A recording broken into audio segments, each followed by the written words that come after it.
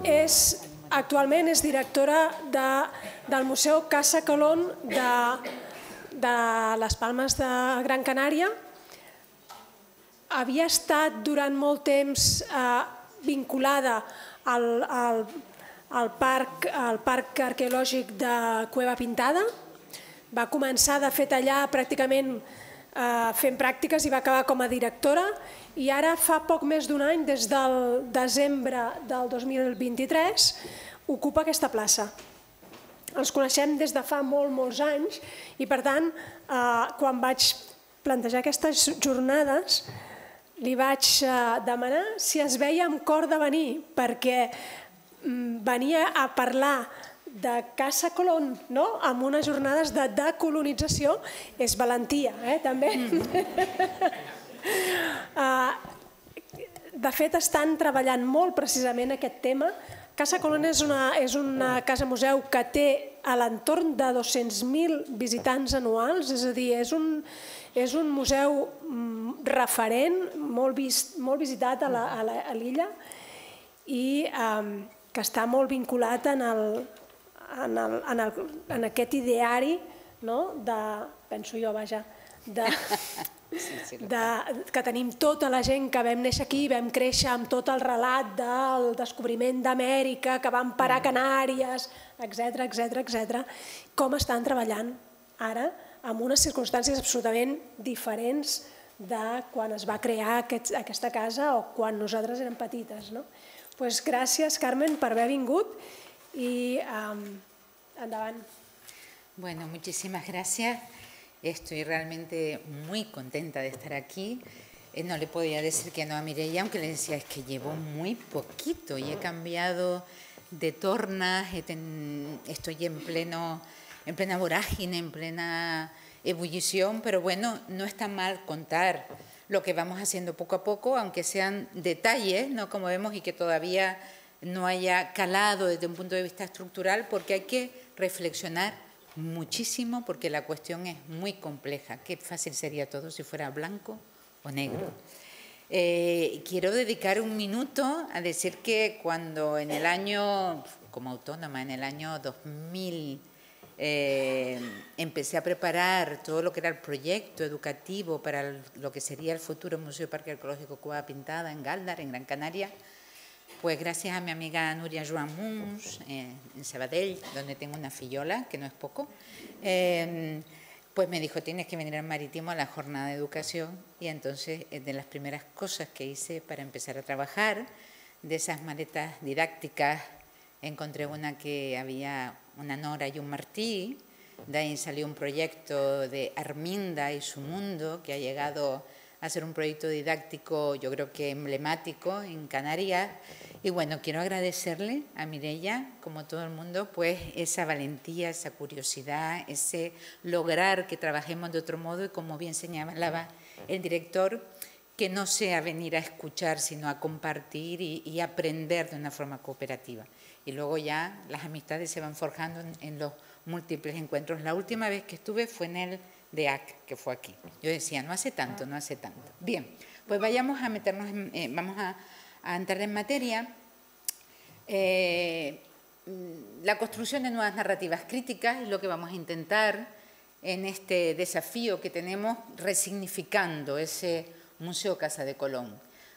Bueno, aquí siempre pongo a las personas con las que últimamente estoy todo el día hablando, que son los compañeros conservadores Ramón Gil y Francisco Javier Puello, y por supuesto hay otros más, muchos más detrás, pero sobre todo somos los que nos encontramos en el día a día, y la verdad es que siempre comento que es una responsabilidad ser la portavoz de cuestiones que tratamos siempre en equipo. Aquí se ve muy borroso, se lo digo, a ver si no digo ninguna cosa rara. Voy a presentarles un poco la institución de forma rápida, hablaremos de ese desafío, ¿no?, que plantea la institución y cómo estamos trabajando para abordarla. Lo que se refiere a la presentación de la institución, bueno, pues es un breve y relevante apunte histórico. Miren esta foto, ¿no? Esto es patriarcado y lo demás son boberías, ¿no? A ver, la casa surge como un proyecto del Cabildo de Gran Canaria, somos un museo público.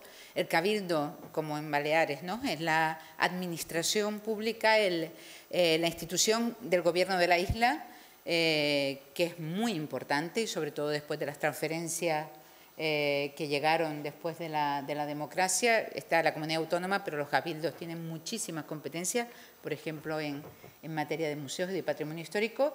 Y esta casa, en realidad, se inaugura en 1951, luego hasta 1950. Yo prefiero que vean bien, aunque a mí no me vean en streaming, que vean mejor las diapositivas, claro. Es un problema del estilo. Claro, pero yo creo que va bien así, aunque yo quedé ahí en negro.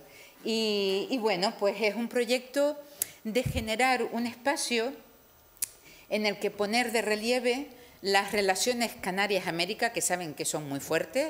Es decir, en Canarias hasta hace muy poco todo el mundo sabe dónde está La Habana, Caracas, Uruguay, fundada por canarios, y nadie sabe bien dónde está Londres, ni París, ni Barcelona, ¿no? Entonces, esa era reforzar esas relaciones y fomentar, en un momento en el que las instituciones culturales son muy escasas en la isla, pues fomentar un espacio donde el arte, biblioteca, encuentros culturales, conciertos, pues dinamizara, ¿no?, la actividad cultural de la isla, siempre hablando de ese momento histórico en el que nos encontramos.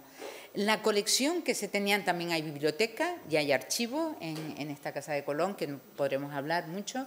La colección es muy curiosa porque en realidad tiene muy poco resto, es decir, no podemos hablar, por ejemplo, de lo que puede ser restitución de materiales porque no hay nada que proceda, ¿no?, de una, digamos, de esas actividades coloniales, sino que sencillamente son elementos que se han ido adquiriendo a lo largo del tiempo. Aquí tenemos, por ejemplo, un astrolabio de plata, se tiene dos, este es de 1520, es una pieza relevante. O se tiene, es la sede, la Casa de Colón, donde se custodia la colección de arte del Cabildo de Gran Canaria, que es la más importante de todo el archipiélago, con lo cual aquí tenemos, por ejemplo, unas tablas flamencas derivadas, ¿no?, de los intercambios comerciales con Europa, sobre todo pues, con todo ese mundo de arte flamenco y con Flandes, porque el comercio del azúcar va a ser la actividad fundamental después de la conquista de las islas. Se tienen estampas, cartografías. En este caso, pues he traído algunas, ¿no?, como la de las primeras representaciones de las islas conocidas.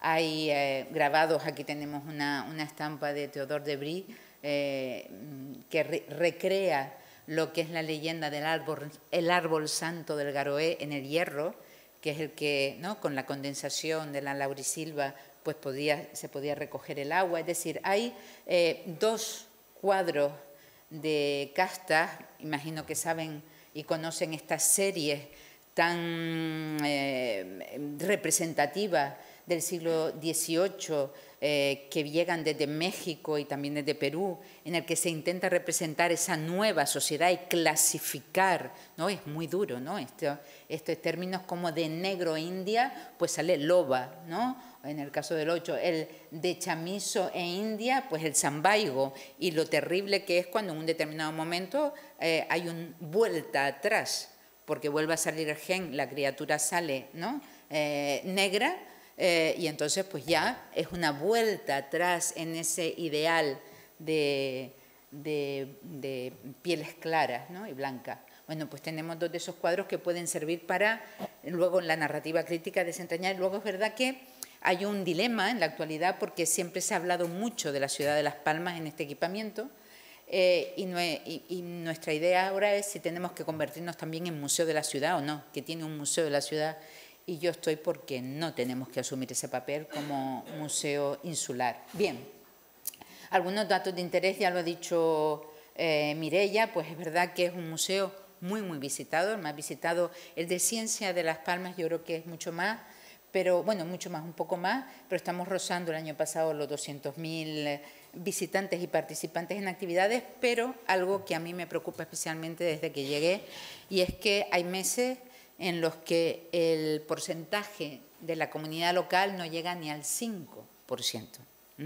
que yo estoy acostumbrada a manejar cifras mucho más altas en un yacimiento como el de Cueva Pintada, donde llegábamos al 40%, el turismo es muy importante, pero este está ubicado en plena ciudad de Las Palmas, con cruceristas, con muchísimo turismo, muchísimo turismo.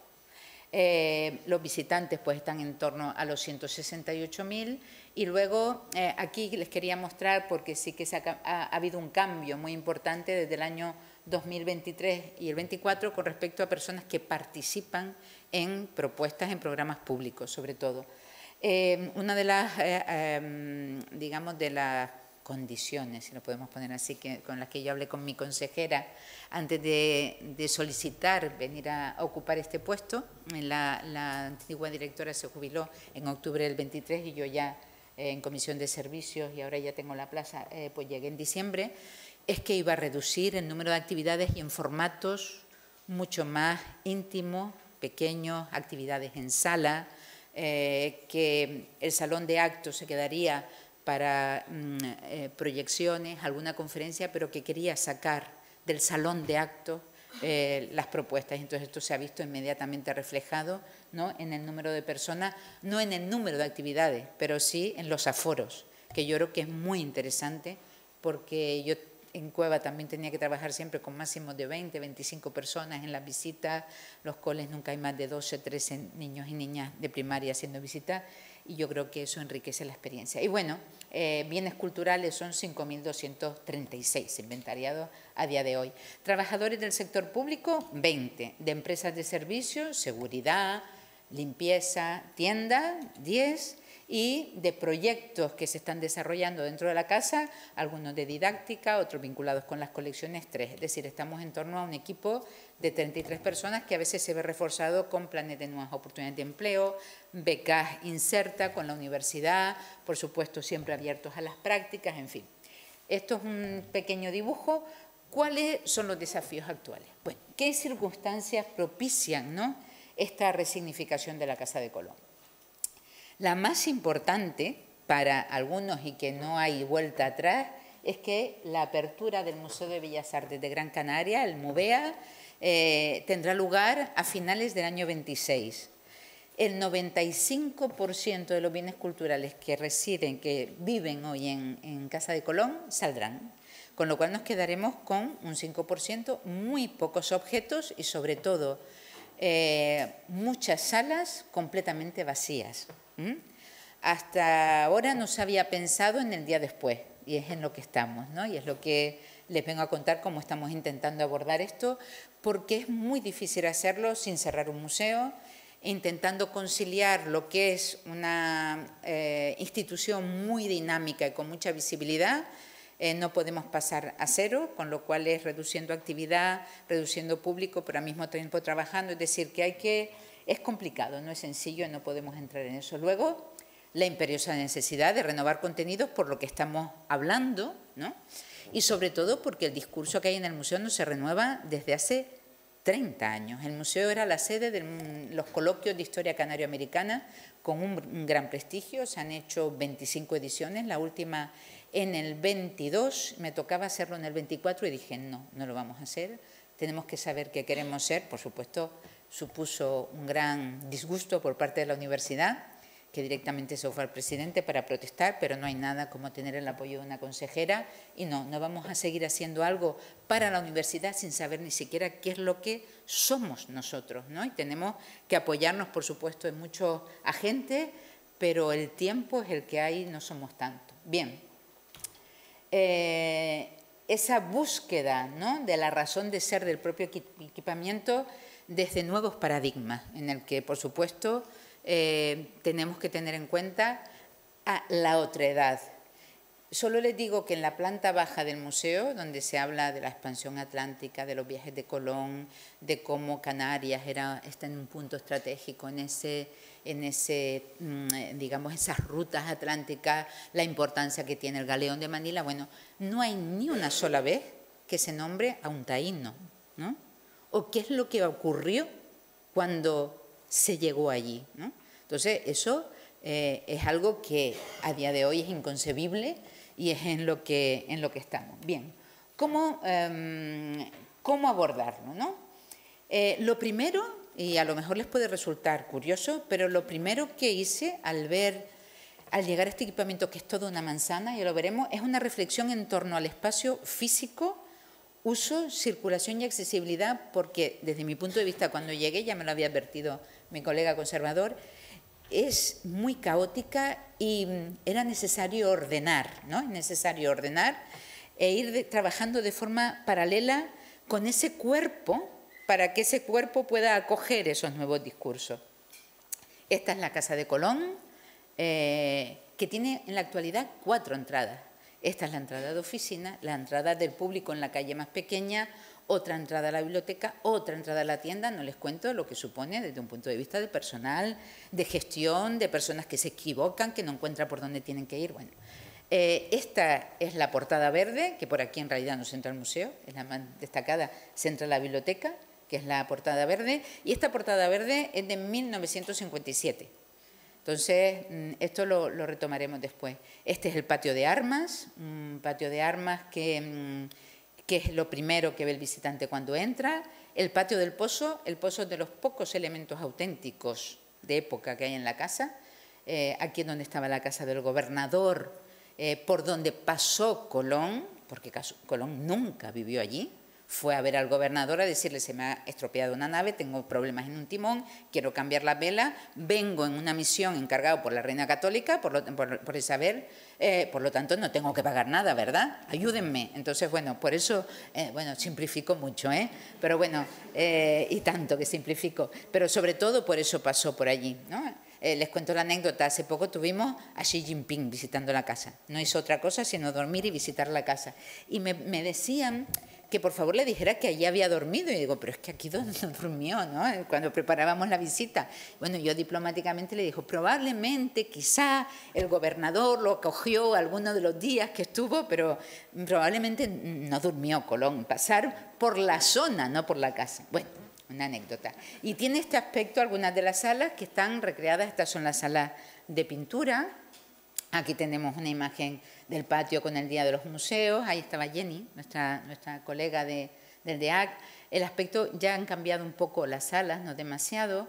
Y esta imagen se la pongo, bueno, esto es una inauguración de la exposición para que vean la capacidad de atracción de la Casa de Colón para el público.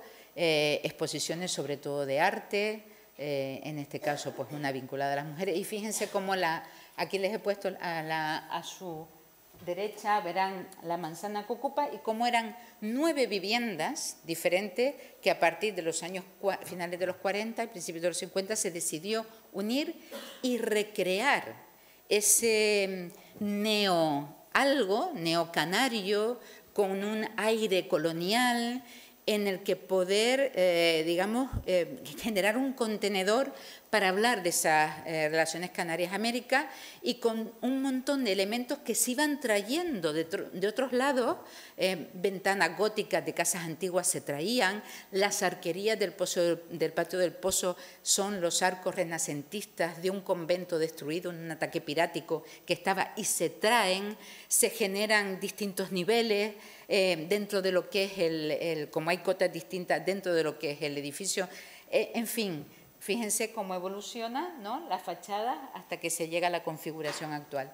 Bueno, pues esa idea de pequeño Frankenstein, entiéndanme, es fundamental para también explicar ideológicamente cómo evoluciona la casa. Y yo creo que es elemental también para poder explicar desde un punto de vista de museo y de institución cómo también vamos a tener que adaptarnos a la realidad, ¿no?, que queremos abordar. Entonces, bueno, lo primero que hice, que la verdad que ha sido un trabajo muy arduo del año pasado, ya está acabado, ya emprendemos la otra fase, es analizar pues, y abordar un estudio de usos y de circulaciones, ¿no? Con, bueno, aquí cómo planteamos las zonas públicas, privadas. Solo les digo que yo para poder ver, tengo un compañero que está en la planta baja, otro en el otro edificio, o los de administración al lado, los de didáctica recorro no sé cuánto espacio, es decir, que estamos tan dispersos que como equipo, ¿no?, como estructura orgánica tampoco ayuda a funcionar. Y por supuesto, aquí ven todos los accesos e intentar pues unificarlos y bueno, ya íbamos caminando. Bueno, porque ya les digo que la necesidad de orden y de trabajar de una forma conjunta como equipo para mí también es muy importante. ¿Cómo abordarla? Voy a poner, por supuesto, estamos haciendo trabajo interno, pero sobre todo he desarrollado una serie de programas públicos que les traigo como ejemplo para iniciar la transformación, porque esos programas públicos me sirven, ¿no?, de excusa para traer a personas que nos pueden hablar. Siempre hablamos, no hay recetas, no hay fórmulas, pero sí maneras de trabajar, metodologías, reflexiones que podemos compartir, ¿no? Entonces, una de las primeras, yo creo que fuimos un poco pretenciosos con este título, pero bueno, de Museos y Ontologías empezó el año pasado, en diciembre, que justamente pretende establecer una serie de diálogos en el que invitemos a personas que nos ayuden a buscar, ¿no?, esa identidad. Porque nuestro desafío es construir una memoria, ¿no?, desde Canarias, de un momento muy complejo, ¿no?, y que efectivamente nos ayude a entendernos hoy en día. Es decir, que de nada sirve efectivamente recrearnos en esos viajes y en lo que supuso si no nos ayuda a comprendernos como sociedad hoy en día. Entonces, aquí pues en el primero abordábamos la complejidad de exhibir América. Un amigo me decía, nadie en Argentina se plantea la complejidad de exhibir Europa. Digo, es cierto, pero yo es cierto que tengo un número de salas y una serie de metros cuadrados muy concretos para intentar plasmar en paredes con objetos, textos, digamos, gráficas, audiovisuales, son muy pocos para explicar temas tan complejos que desde un punto de vista museográfico, porque los libros tenemos mucho en una biblioteca, pero ¿cómo plasmar eso en una sala?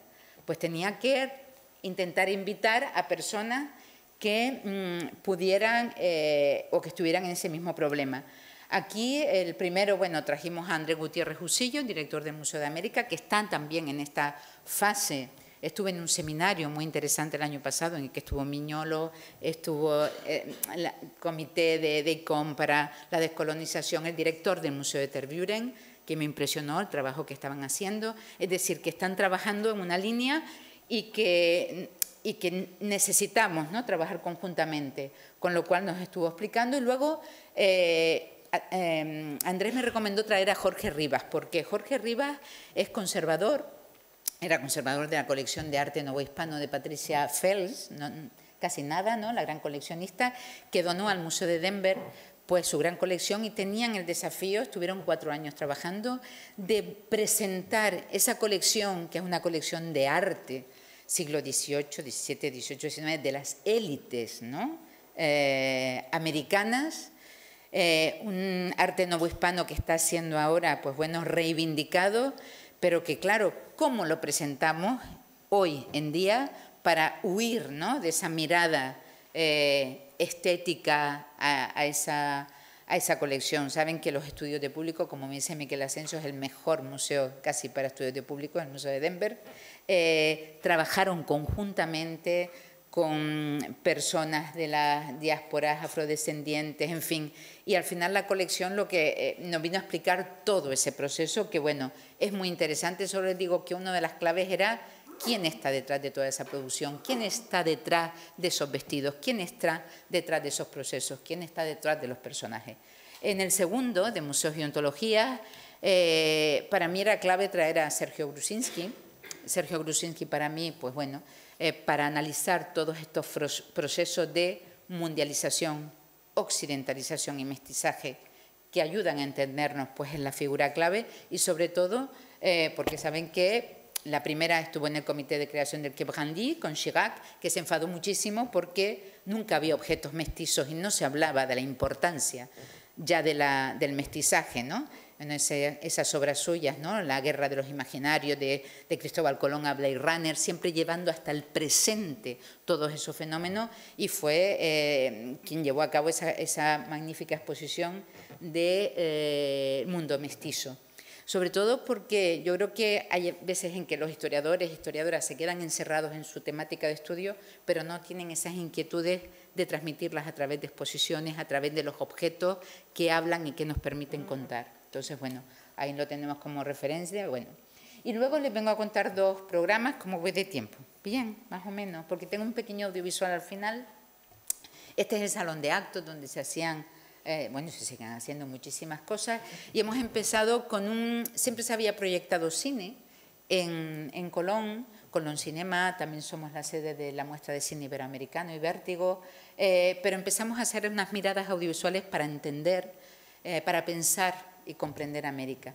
E intentar irnos a películas. Aquí tenemos a Belimar Román dirigiendo 4 litros por tonel, una película venezolana que habla de experiencias comunitarias de mujeres. Maura, una película excepcional sobre esta, bueno, en realidad es un corto sobre esta mujer.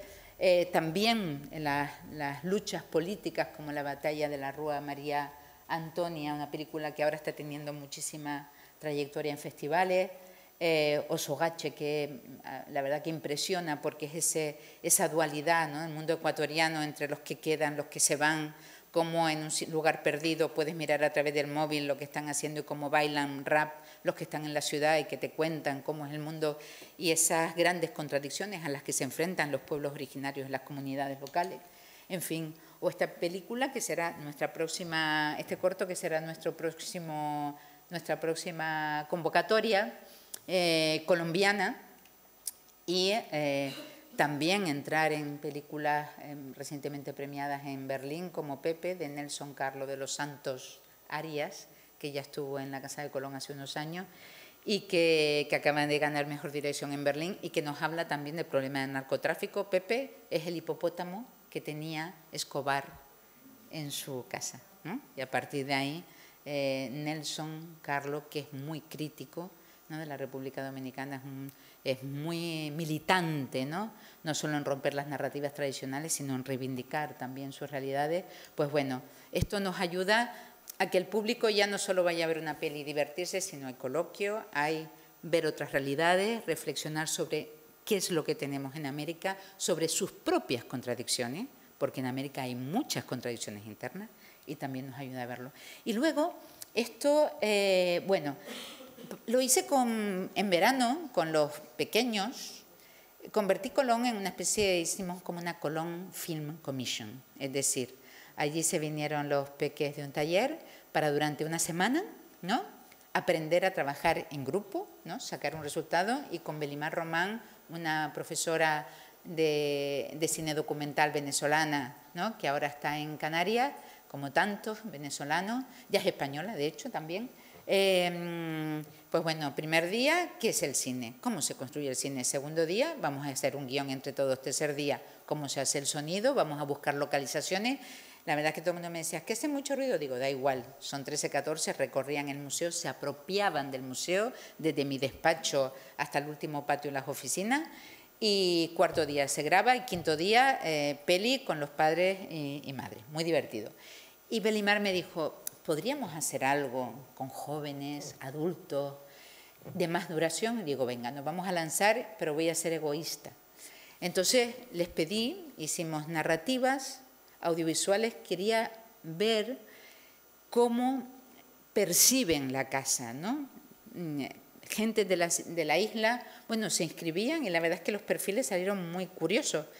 Había como una selección a partir de cartas de motivación, de entrevistas, tal, se quedó un grupo de 12 y era construir narrativas para la Casa de Colón entablando diálogos con la casa entera, ¿no?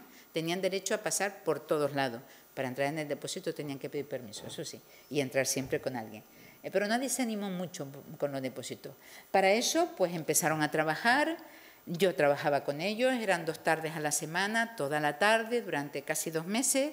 Y lo curioso de Belimar es que los hizo trabajar desde la escucha, que me pareció muy, muy curioso. Siempre el audiovisual pensamos que primero se rueda, luego se busca la música. Y ellos trabajaban la escucha, los veías por todos lados, buscando los sonidos, las voces que les inspiraran. Y a partir de ahí, pues hicieron 12 ejercicios audiovisuales. No son personas que sean de cine, solo había uno de la escuela de cine. Y me decían, no son cortos ni son piezas, son ejercicios audiovisuales, pero que permitían ofrecer otra mirada sobre los contenidos de la casa, sobre la propia casa, sobre el personal.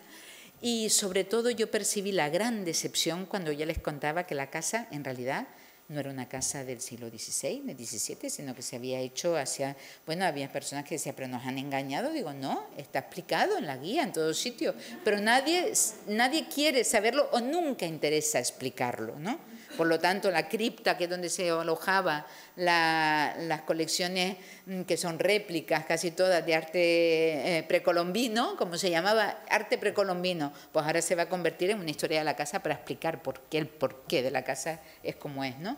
Y bueno, todo esto, han sido ideas muy, digamos, deslavasadas, pero en todo este proceso estamos para ir, digamos, esperen que pare un momento esto, para ir tomando el pulso a todas las necesidades. Les he preparado un pequeño, como tráiler, hay muchos trocitos, hay varios trocitos, no de todo, de esas 12 miradas, que creo que puede ser interesante.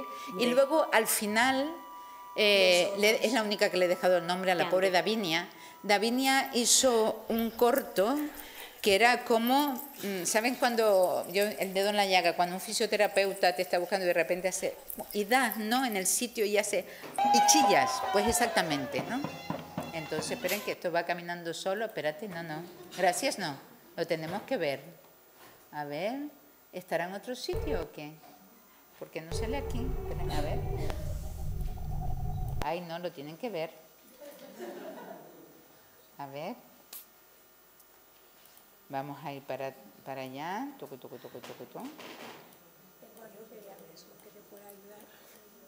No, pero en principio tendría que salir. Perdón para las personas que están ahí en el streaming, porque funcionó explorando narrativa. Vamos a ir, como lo paré, a lo mejor el pobre se enfadó. Que está aquí. ¿Y por qué? A ver. ¿No tendrás debajo? No. Ahí, debería salir aquí. A ver, vamos a ver si sale. Ah, sí.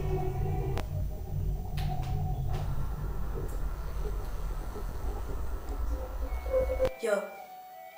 She. Tú. De.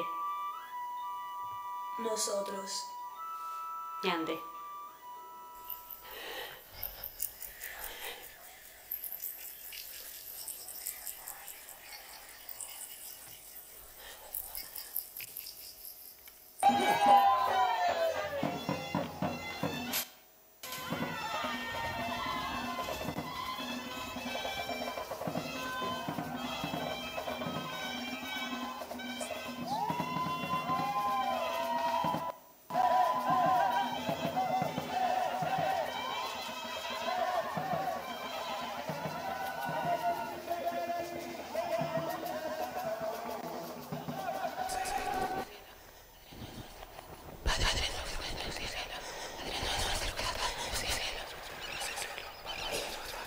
Padre nuestro que estás en los cielos.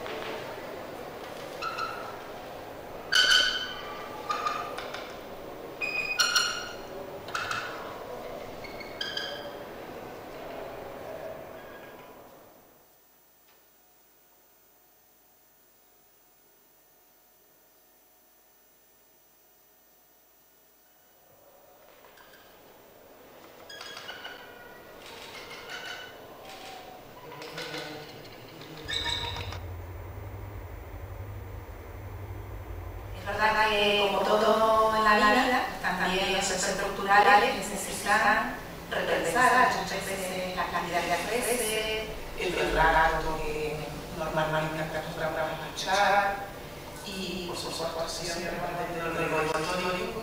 Se intentan introducir algunas novedades, algunas líneas de trabajo, de investigación con una nuestra atractiva, y eso hay que pensarlo, repensarlo, repensarlo, repensarlo, repensarlo, repensarlo, repensarlo, repensarlo.